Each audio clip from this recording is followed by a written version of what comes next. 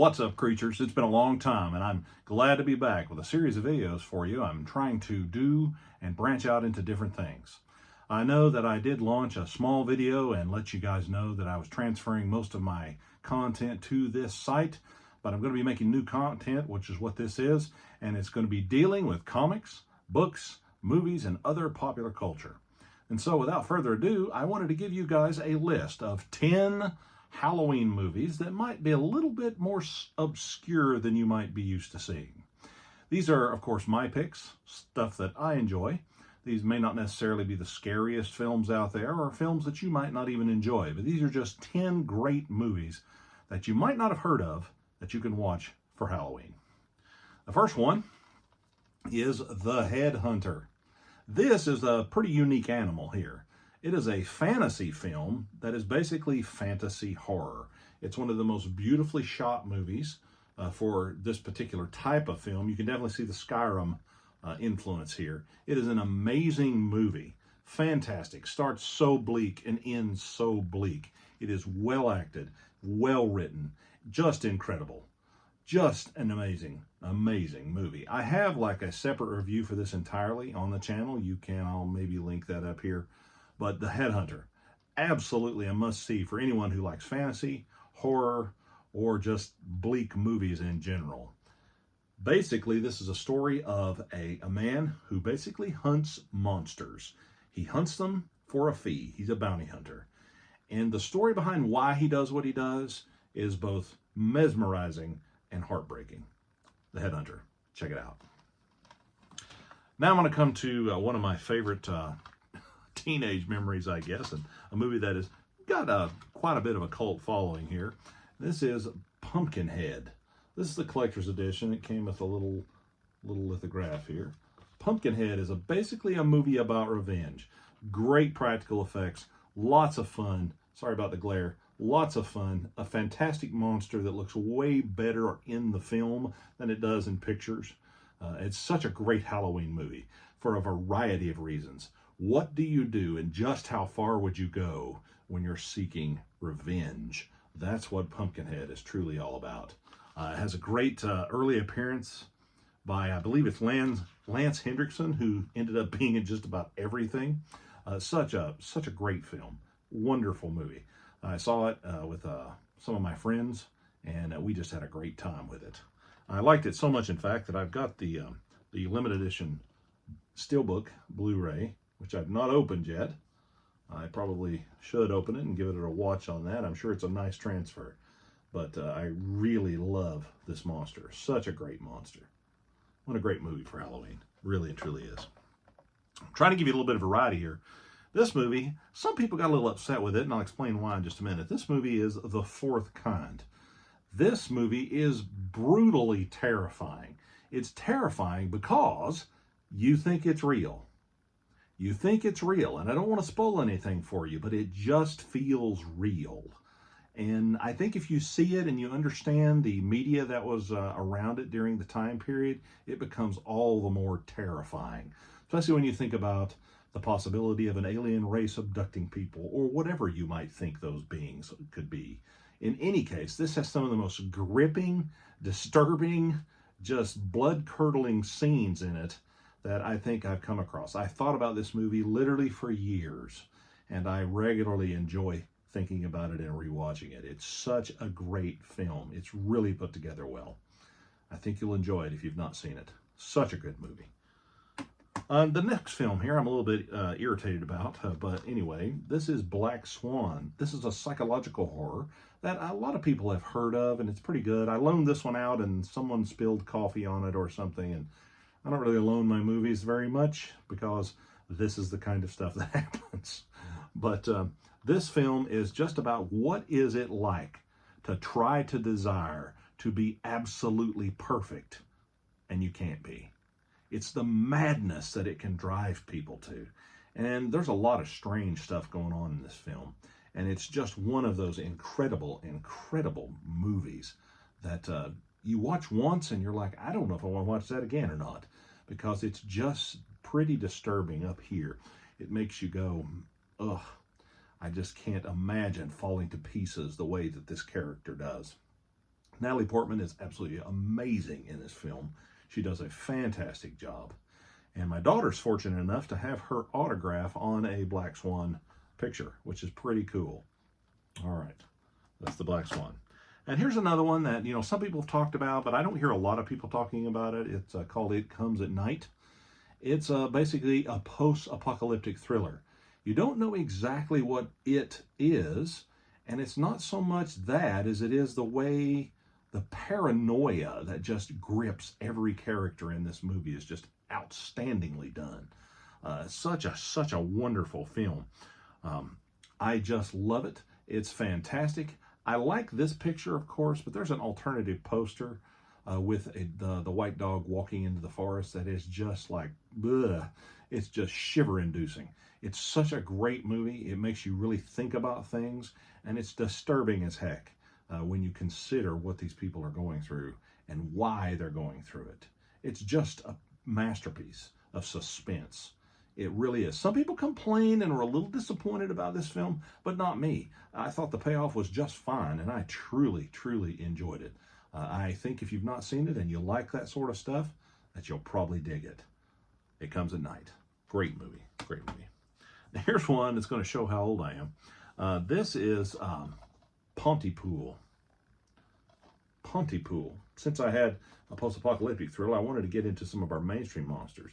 Pontypool is basically a very strange zombie film, and as you can see up here, I think this is kind of neat. It's an exclusive blockbuster, so I really like having that in my movie collection. It's kind of neat. It is just a normal DVD, and I probably should upgrade, but I just really enjoy this nostalgia piece up here at the top. And this is basically a zombie film that deals with zombies that are created by, well, language.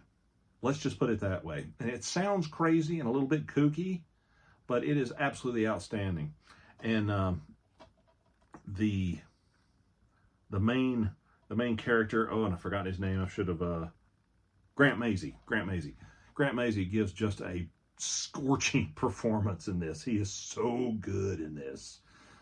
You hear a lot of it take place from a radio station, and you hear what's going on based on people calling in and things that are happening outside, and then the stuff that goes on inside. It's just absolutely suspenseful, unique. Trust me, I have a lot of zombie films over here, and this is one of the most unique ones ever. It's also a book. Okay. This one's been talked about a little bit by movie people, but I don't know if my comic book friends have seen it as much. I don't know. But all of you guys out here, this is The Autopsy of Jane Doe. This movie has got such an atmosphere. The atmosphere is almost like one of the characters. It's the building itself that the autopsy is taking place in is like one of the characters. It is like creepy as all get out. I had a great time watching this movie. I watched it with headphones in the dark by myself when I saw it the very first time, and my goodness was it creepy. I'm not usually scared, but this one did creep me out just a little bit. It was a fantastic spin on, I'm not exactly sure what they're trying to go for here, but it's really, really unusual. It's at once sort of spiritual, zombie-esque, witch. It's just bizarre. It's a bizarre movie, but it really builds to a really high place of tension, and it's such a great payoff. What a great Halloween movie it truly is. Now, here's one that's going to break your heart. This movie's not scary, but it is one of the saddest, brutaliest, sad films I have ever seen, and it is called A Ghost Story. The special effects are nothing. This is your character, and it's about an individual who has passed and observes the passing of time and what that actually means. It is just brutally sad. It is so beautifully told. It's such a great movie about grief, about dealing with that, about dealing with what it means to be alive, and what it means to love, and what it feels like to lose love. It's just an amazing movie that will break your heart. Don't watch it if you're in a bad or a sad mood. It's a tremendous film that will just absolutely break you. It's not scary. It's not suspenseful. It's just heartbreaking. But it's a very powerful ghost. It's Ghost Story. Wonderful, wonderful movie. I love it. And because we've had ghosts and zombies, I suppose we should have vampires. This movie is called Hunted. It had another name also. It was called, it was the name of the main character. And I've forgotten his name. It slipped my mind. I should have written it down. But the movie used to be called that. But they changed it to Hunted and gave it a scary vampire cover to kind of probably attract modern American audiences. But this movie's not really, this picture doesn't really depict how this film is. Certainly there's the vampire thing in there, and this is definitely no sparkly vampire. But this is a unique twist on the story. If you watch the trailer, it won't spoil too much, but there's a scene in that trailer. That's what made me watch the film. It's about what his elderly caretaker does at the end of her tenure, shall we say. And it just made me go, oh, whoa. And I had to see the film after that. So I tracked it down and I watched it, and it is outstanding. It's just wonderful. It's a unique vampire film that is not quite what you expect. And I think that some of you might truly, truly enjoy Hunted. So check it out. Great, great movie. And last on my list of possible Halloween movies for you to watch this year is a real winner. I adore this film. This is The Wolf of Snow Hollow. It's a werewolf film, of course, but it's definitely with a different twist. This is darkly humorous. It is weird, quirky, bizarre, gory, just freakishly disturbing, and yet at the same time, you're looking at these people going, is this an episode of Fargo? Or is this like the movie Fargo? It reminds me of Fargo a whole lot, that kind of thing. There's just quirky characters in it that are just bizarre beyond words. And I really and truly think that if you check this out, you will be entertained beyond belief. It is such a good movie. I sat and watched it. I was just riveted to it. And as soon as it was available on Blu-ray, I had to have it. It is so good. I cannot recommend this thing high enough. It is a go-to film for people if they say, hey, Tom, you want to watch a movie? And I'm like, have you ever seen The Wolf of Snow Hollow? And if they say no, it's like, you got to watch this movie. It's so, so good. The acting is wonderful. The story's so solid.